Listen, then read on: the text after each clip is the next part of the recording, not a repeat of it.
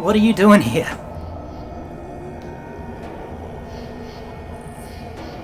It's for me? This statue for me? Because I don't really want it.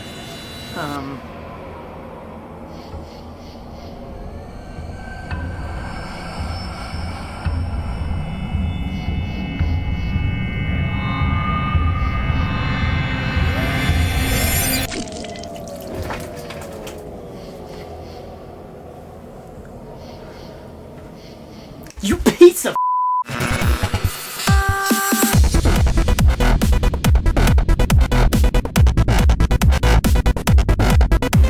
Yeah, I know, this isn't a Bloodborne video. I'm working on it, alright? I've almost finished the game, but even then, it takes a while to understand all the enemies and bosses in the game. Hell, by the time of recording this, most of the enemies don't even have names in Bloodborne. On the wiki, they're called things like Annoying Werewolf on the Bridge. It's pretty funny, actually. If it's still like that, you should go check it out. But don't worry, Bloodborne videos are on the way. They just take some time to get good.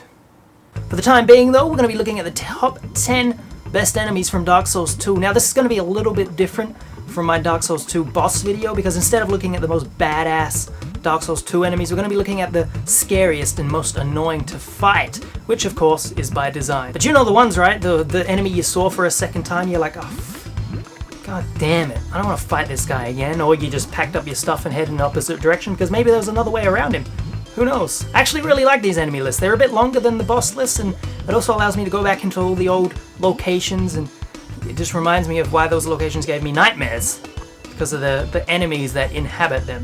And again, I tried to stay away from direct copies from Dark Souls 1. So, pinwheels, for example, although I'm sure we can all agree that in Dark Souls 2, pinwheels were not as bad as they were in the original. And remember to leave your personal list below of your most loved and hated Dark Souls 2 enemies. That's why the Souls games are so good. Everyone has a different experience, everyone likes different bosses, everyone hates different bosses. So be sure to leave your favorite and least favorite down below. So without further ado, let's look at the best/worst enemies in Dark Souls 2. Bellkeepers. The little blue bastards which you encounter just after beating the ruined sentinels and begin your way towards the bell gargoyles. These little fuckers hit like a truck and have quite a bit of health for the area they're in. There's also a bunch of them, just before the fog gate as well. I'll be honest though, the real reason these little bastards are on the list is because the high invasion rates in the area they call home. You constantly get ganked by a bell bro while fighting off two of these little blue dwarfs at the same time. It almost always ends in your demise. Alright, I know I said no copies from Dark Souls 1, but I had to throw the Mimic in here again. Although to be fair, I threw it in as far down the list as I could. Frankly, they're not quite as bad as they were in Dark Souls 1. I mean, sure, they're twice as terrifying because of the way they walk around bent over backwards like the Grudge, but if you were smart this time, you knew the developers couldn't help themselves. You knew there had to be more Mimics in the sequel. Just be careful on which chest you hit. You know, you don't want to accidentally hit a precious wooden chest and only receive trash from it. Unless your name is Oscar, of course. And I ain't talking about the Knight of Astora.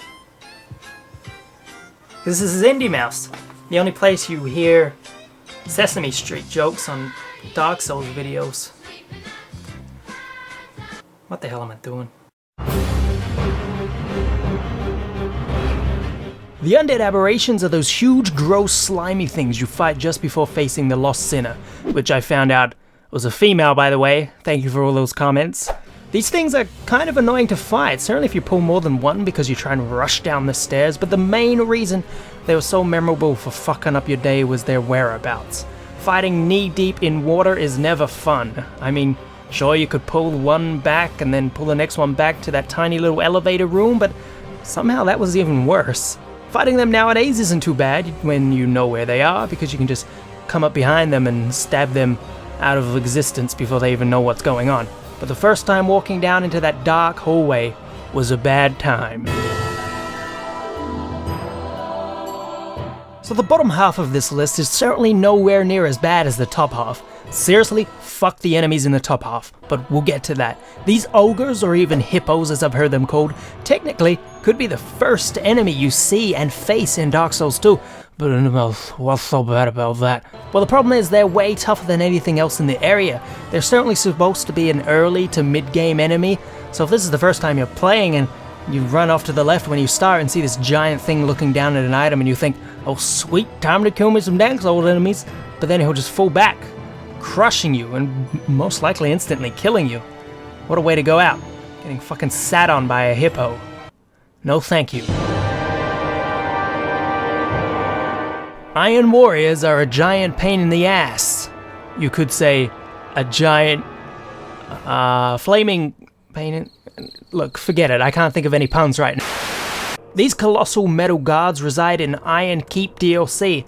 Now, I'm not sure about you guys, but honestly, I prefer fighting bigger enemies. It's usually the knights or the human enemies I have issues with. They're just a lot quicker and nimble, but that won't stop these enormous assholes from stomping you into the ground and then pouring lava over you as you collect your teeth and skull fragments from the hole they just crushed you into.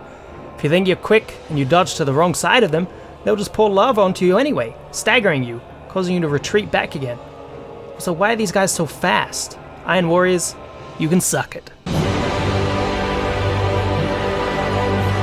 Welcome to the top 5 of the list. These are the true nightmare enemies from Dark Souls 2, starting off with the Rupturing Hollows. You know the ones.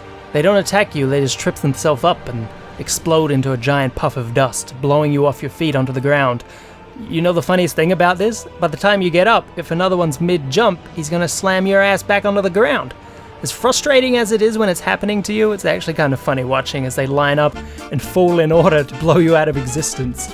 Don't get me started on those sneaky fuckers hiding in the barrels of the pots, or even those near the bonfire you unlock when you unfreeze the merchant in Lost Bastille. You spawn in and all of a sudden you have 5 of them jumping on you, unless you can pick them off with the bow before leaving the cell. That's how I did it. God damn ice rats. I didn't even call them ice rats, I called them shit hedgehogs. Actually, to remember what the names of the enemies were for this list, I wrote little descriptions of them next to their actual name. Check out what I wrote for these guys. Yeah, they annoyed me. So this is one of 2 enemies from the Ivory Crown DLC. This DLC was the last I played and almost sent me insane from some of the monsters in it. These ice rats are basically the new pinwheels. They charge up like Sonic and roll into you, causing constant damage. Whilst it happens, you think you can climb up a ladder to get away. Nope, here they come! Stupid ass ice rats. I look forward to never seeing you again. Oh shit, they just released a new version of Dark Souls 2. Oh. Amana Priestess. You must have seen this one coming, right? I'm fairly sure they were patched extremely early on, so they didn't fire so regularly, but Shrine of Amana on day 1 was an absolute nightmare of an area. These priestesses... Look, I think that's a word, but it sounds ridiculous. I'm just gonna call them mages. These mages fire homing missiles, and they're scattered throughout the area, and they refuse to move. Unless you get out of range, and then they just move back into range so they can fire more homing shots at you. Eventually, you either just shoot them all with your bow, or you just Leroy it through the area. One takes quite a bit of time, and the other is extremely dangerous. Either way, this enemy made you rethink your strategy. I may have spoiled this one with the intro to the episode, and technically, they're not really an enemy. I mean, you could count the poison statue clusters as well to make it more legit, which are those turtle motherfuckers who innocently carry 8 of these stupid statues on their back. I mean, who put them on their back? Was it them? Did his turtle friends help him put these statues on his back like, oh, this is gonna be funny. When the hero comes down here, these statues will shoot the shit out of him. But Frank, won't that make the hero kill us?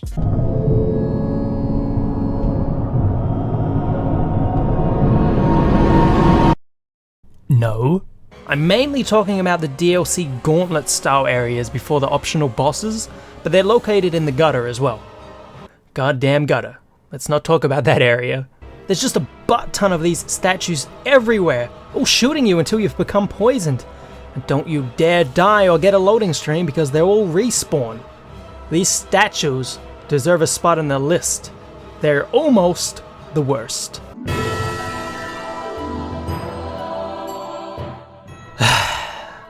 Ice Stallions. otherwise referred to by myself as, let me read this, fuck off horses in Hoth. That's what I wrote on my script to remember what they were. My god. I don't think I've ever been so frustrated with an enemy in any game ever. The whole run through the frigid outskirts was one of the worst experiences in Dark Souls 2, and any Souls game actually. Not only does it look like you're deep within Silent Hill most of the time, out of nowhere these brutal ice horses will charge you and knock you to the ground. They almost feel like mini-bosses with their moveset, a lot of charges, back kicks and lightning bolts. I died many times to these stallions, and that's right, there's more than one of them out here. Actually, there's like fucking 6 of them or something in the area from what I remember.